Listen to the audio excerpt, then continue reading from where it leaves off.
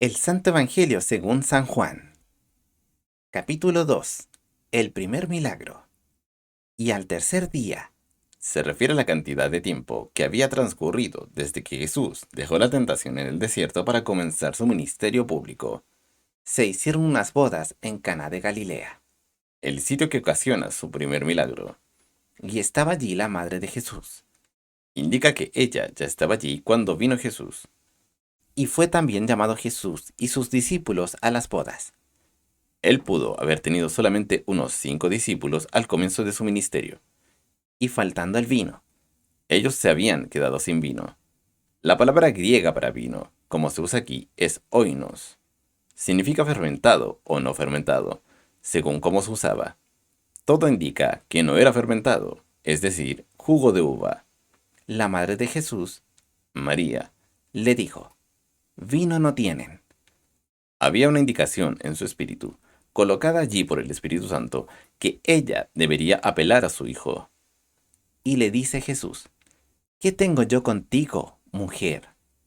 El término mujer, como se usaba en esa época, era básicamente lo mismo como actualmente se usa hoy la palabra señora.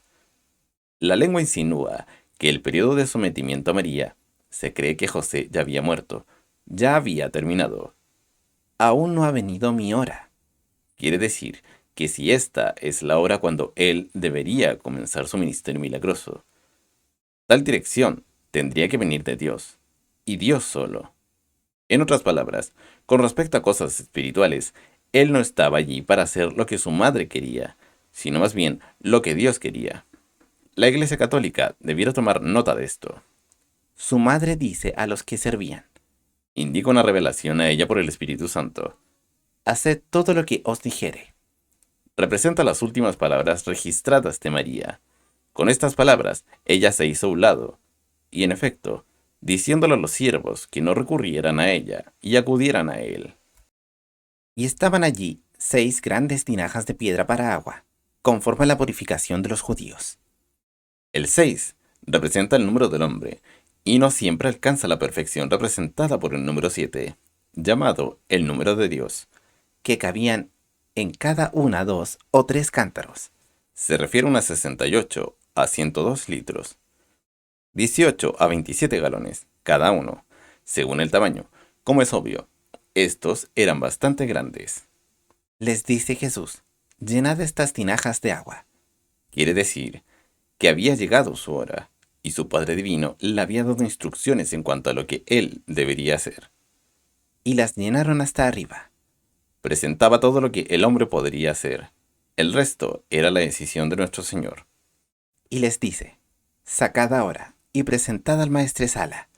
Era todo lo que fue dicho y hecho. Así lo hicieron.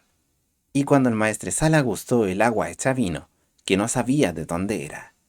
Desde luego, esta situación había ocurrido en la presencia de unas cuantas personas solamente. Aunque lo sabían los sirvientes que habían sacado el agua, el maestresala llama al esposo y le dice: todo hombre pone primero el buen vino, y cuando están satisfechos, no significa que estaban intoxicados, como algunos lo suponen, sino que ya habían bebido mucho. Entonces, lo que es peor, mas tú has guardado buen vino hasta ahora. Guardar lo mejor por último, pero no intencionadamente. Este principio de señales hizo Jesús en Caná de Galilea. Fue el primer milagro que él obró. Luego iba a haber muchos más. Y manifestó su gloria. Se realizó primero este tipo de milagro para demostrar que él podía transformar y realizarlo milagrosamente. Y sus discípulos creyeron en él. Su fe aumentó como resultado de la manifestación de su gloria, cuando convirtió el agua en vino. Después de esto, descendió a Capernaum. No nos dice por qué, pero es muy posible que él ya estaba pensando en hacer este lugar su sede.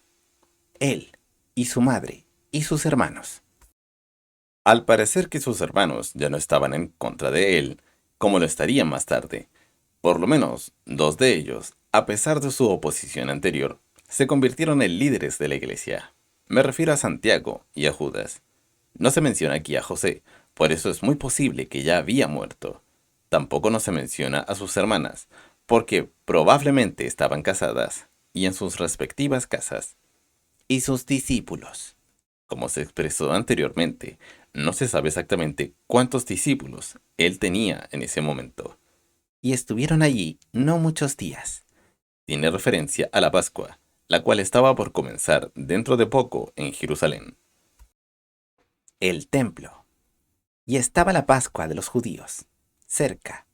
Había sido la Pascua de Jehová, pero la había entrado la corrupción, y ahora era la Pascua de los judíos. Y subió Jesús a Jerusalén. Declara que él hizo este viaje, aunque no con entusiasmo, como le relaciona los eventos. Y halló en el templo a los que vendían bueyes y ovejas y palomas, y a los que cambiaban dinero sentados. Probablemente se refiere al atrio de los gentiles. No fue la venta de los animales a lo que Jesús se opuso, sino el lugar donde estaban vendiéndolos. Fue lo mismo con los cambistas. Y hecho un azote de cuerdas. Representa la primera purificación del templo del Señor. La segunda y última purificación se encuentran en Mateo capítulo 21, verso 12. Los echó a todos del templo, con las ovejas y los bueyes, y desparramó los dineros de los que cambiaban el dinero, y volcó las mesas. Lo que él hizo fue de acuerdo a las Escrituras. Salmos capítulo 69, verso 9. Espiritualmente, yo sospecho que la iglesia moderna es culpable del mismo pecado. Y a las que vendían las palomas, dijo, quitad de aquí esto. La tradición dice que él abrió las jaulas, dejando libres a las palomas que volaban encima de las cabezas de la gente, etc. Y no hagáis la casa de mi padre casa de mercado. Su declaración, en esencia, dice que él es el Hijo del Dios Altísimo. Entonces se acordaron sus discípulos que está escrito, porque me consumió el celo de tu casa. Prefigura el oprobio y la agonía que le acontecerá al siervo justo de Dios en su pasión por el honor de Dios. Una señal. Y los judíos respondieron y le dijeron, tiene que ver con la oposición, la cual solamente crecerá en intensidad. ¿Qué señal nos muestras de que haces esto? La interpretación apropiada es, ¿cuál es la señal que nos muestras que tú eres el Mesías, puesto que haces todas estas cosas? Respondió Jesús y les dijo, destruid este templo. Se refiere a su cuerpo físico, no a la estructura construida por Herodes. Y en 3 días lo levantaré. Habla de su resurrección y exactamente cuándo ocurriría, 3 días después de su muerte. Dijeron luego los judíos, en 46 años fue este templo edificado, ¿y tú en 3 días lo levantarás? La última declaración fue dicho con sarcasmo. Pero él hablaba del templo de su cuerpo. Fue dicho después del hecho.